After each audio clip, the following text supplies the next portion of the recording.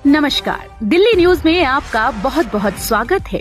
चलिए देखते हैं आज की 15 फटाफट बड़ी खबरों को। दिल्ली एम्स में आज भी खुली रहेगी ओपीडी सेवा। राम मंदिर कार्यक्रम के लिए बंद रखने का आदेश लिया वापस। अखिल भारतीय आयुर्विज्ञान संस्थान ने अयोध्या में राम मंदिर के भव्य प्रतिष्ठा समारोह के मद्देनजर ओपीडी सेवाएं आज दोपहर 2:30 बजे तक बंद करने के अपने फैसले को वापस ले लिया है। ओपीडी सेवा 22 जनवरी को मरीजों की देखभाल के लिए खुली रहेगी। ओपीडी बंद रखने के आदेश का विपक्ष के कई नेताओं ने सोशल मीडिया पर पोस्ट का विरोध किया था।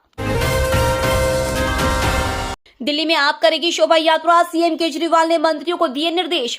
आम आदमी पार्टी आज दिल्ली में शोभा यात्रा निकालेगी और पूरे शहर में सामुदायिक रसोई का आयोजन करेगी। यह कार्यक्रम अयोध्या में रामलला के प्राण प्रतिष्ठा समारोह को देखते हुए आयोजित किया जा रहा है, जिसमें आपके वरिष्ठ नेता शामिल होंगे। पार्टी आज समूचे राष्ट्रीय राजधानी में भंडारे का भी आयोजन करेगी। आप सरकार प्यारेलाल भवन में 3 दिवसीय रामलीला भी आयोजित कर रही है। यह कार्यक्रम शनिवार से शुरू हुआ था। दिल्ली गुजरात में छापेमारी, अवैध आव्रजन रैकेट का प्रवर्तन निदेशालय ने किया भांडाफोड़। फर्जी वीजा और पासपोर्ट का इस्तेमाल करके भारतीय नागरिकों को विदेश भेजने के रैकेट का भांडाफोड़ हुआ है। ईडी ने अवैध आव्रजन रैकेट को सहायता देने वाले एजेंटों के खिलाफ मामले में गुजरात और दिल्ली में छापेमारी की। प्रवर्तन निदेशालय ने रविवार को इसकी जानकारी दी। यह छापेमारी 19-20 जनवरी को गुजरात के अहमदाबाद, सूरत और मेहसाणा और दिल्ली में 22 स्थानों पर की गई थी। एजेंसी ने बयान में कहा है कि अवैध विदेशी आव्रजन में सहायता के मामले में बॉबी उर्फ भरत भाई पटेल, चरणजीत सिंह और अन्य के तार जुड़े हैं। दिल्ली जल बोर्ड को करोड़ों का घाटा, वन टाइम सेटलमेंट स्कीम को आगे बढ़ाने के मूड में नहीं DJB. One time settlement scheme के तहत जिन 11,07,000 लोगों का पानी का बकाया बिल माफ किया गया है, वो अब और अधिक दिनों तक इस योजना का लाभ नहीं उठा सकते। ऐसा इसलिए कि हजारों करोड़ रुपए घाटे के चलते जल बोर्ड स्कीम को और आगे बढ़ाने के मूड में नहीं है। जल बोर्ड के 27,64,089 उपभोक्ताओं में से 11,07,000 लोगों के पानी के बिलों का एरियर्स करीब 5,737 करोड़ रुपए बकाया है। पिछले 4 सालों के दौरान जल बोर्ड को सालाना करीब 3,166 करोड़ रुपए का घाटा हुआ है। राम मंदिर परिसर में श्रद्धालुओं के लिए 6 मंदिर गर्भगृह में होंगी भगवान राम की 2 मूर्तियां। राम मंदिर परिसर में आज रामलला प्राण प्रतिष्ठा समारोह का भव्य आयोजन किया जाएगा। इस परिसर के भूतल पर 5 मंडप और गर्भगृह है।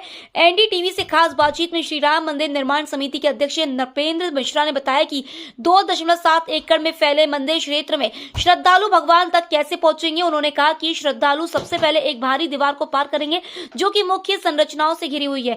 मिश्रा ने कहा कि 795 मीटर के परकोटे के अंदर 5 मंदिर और गर्भगृह होंगे, जिसमें मुख्य मूर्ति होगी। श्रद्धालुओं को परिक्रमा करने की अनुमति होगी। एमएसपी कानून को लेकर फिर होगा आंदोलन, लोकसभा चुनाव से पहले ताल ठोकेंगे किसान। राष्ट्रीय किसान यूनियन ने लोकसभा चुनाव के पहले बिहार, झारखंड समेत पूरे देश के किसानों की विभिन्न मांगों को लेकर आंदोलनों से राजधानी दिल्ली तक को हिलाकर रख देने की तैयारी की है। तैयारी को मूर्त रूप देने के इरादे से यूनियन के राष्ट्रीय प्रवक्ता राकेश टिकैत बिहार, झारखंड के दौरे पर है। इस दौरान उन्होंने पिछले 3 चुनावों से मुद्दा बन रही बिहार झारखंड की संयुक्त परियोजना उत्तर कोयल और हड़ियाही डैम परियोजना के उद्गम स्थल का दौरा किया, साथ ही विस्थापितों से बात की है। केंद्रीय राज्य मंत्री वीके सिंह ने स्पाइस जेट की पहली फ्लाइट को अयोध्या के लिए किया रवाना।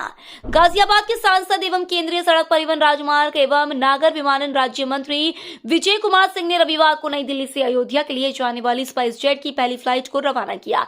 इसके साथ ही अयोध्या में आयोजित भव्य प्राण प्रतिष्ठा कार्यक्रम में वह अपनी पत्नी भारती सिंह के साथ उपस्थित होने के लिए इसी फ्लाइट से अयोध्या के लिए रवाना हुए। 3 फरवरी कांग्रेस शुरू करेगी अभियान, दिल्ली कांग्रेस प्रमुख ने दी जानकारी। दिल्ली कांग्रेस प्रमुख अरविंदर सिंह लवली ने कहा, कांग्रेस 3 फरवरी को लोकसभा चुनाव के लिए अपना अभियान शुरू करने जा रही है। दिल्ली के हमारे सभी पार्टी कार्यकर्ता हमारी पार्टी अध्यक्ष मल्लिकार्जुन खड़गे के साथ उस पार्टी को उखाड़ फेंकने की शपथ लेंगे। अफगानिस्तान में क्रैश प्लेन भारतीय नहीं। रविवार को अफगानिस्तान में क्रैश हुए विमान को लेकर भारतीय नागरिक उड्डयन विभाग ने बड़ी जानकारी दी है। डीजीसीए ने बताया है कि क्रैश हुआ एयरक्राफ्ट मोरक्को का एयर एम्बुलेंस था। यह थाईलैंड से मॉस्को जा रहा था। रास्ते में इसने बिहार के गया एयरपोर्ट पर ईंधन भरा था। प्लेन तकनीकी खराबी की वजह से अपना रास्ता से भटक गया और अफगानिस्तान के बदखौशा खां प्रोविंस के जेबाग जिले में क्रैश हो गया। विमान में सवार 6 लोग लापता हैं। जियो के नए कैलेंडर प्लान ने की 20, 24, 28 दिन के रिचार्ज के झंझट से मुक्ति। देश की सबसे बड़ी दूरसंचार सेवा प्रदाता रिलायंस जियो ने अपने प्रीपेड उपभोक्ताओं के लिए एक कैलेंडर महीने की वैधता वाले प्लान को पेश किया है। अब महीने में चाहे 30 दिन हो या 31, आपको पूरे महीने की वैधता वाला प्लान मिलेगा। जियो का यह प्लान 259 रुपए का है। जियो कैलेंडर महीने की वैधता वाली प्रीपेड योजना लेकर आने वाली पहली दूरसंचार कंपनी है।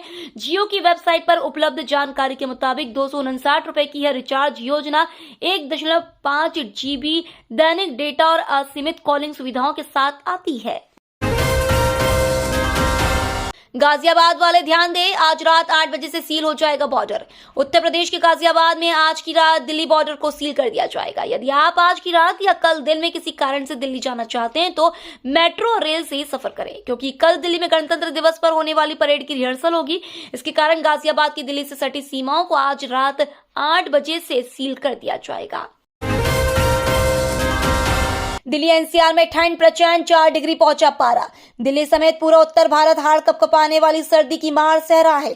बर्फीली हवाओं ने लोगों का जीना मुहाल किया हुआ है। हर कोई यही कह रहा है कि बड़ी सर्दी है, कब बदलेंगे हालात। मौसम विभाग का ताजा अपडेट और भी ज्यादा डराने वाला है, जिसमें कहा गया है कि मौसम में अभी फिलहाल कोई बदलाव की संभावना नहीं है। राम मंदिर प्राण प्रतिष्ठा कार्यक्रम के लाइव प्रसारण पर रोक। केंद्रीय वित्त मंत्री निर्मला सीतारमण ने आरोप लगाया है कि राम मंदिर प्राण प्रतिष्ठा कार्यक्रम के लाइव प्रसारण पर तमिलनाडु सरकार ने रोक लगा दिया है। तमिलनाडु में राम के 200 से अधिक मंदिर हैं। इन मंदिरों में राम के नाम पर कोई पूजा, भजन, प्रसाद और अन्नदान नहीं होगा। वहां की पुलिस निजी तौर पर मंदिरों को कार्यक्रम आयोजित करने से रोक रही है। वे आयोजकों को धमकी दे रहे हैं कि वे पंडालों को तोड़ देंगे।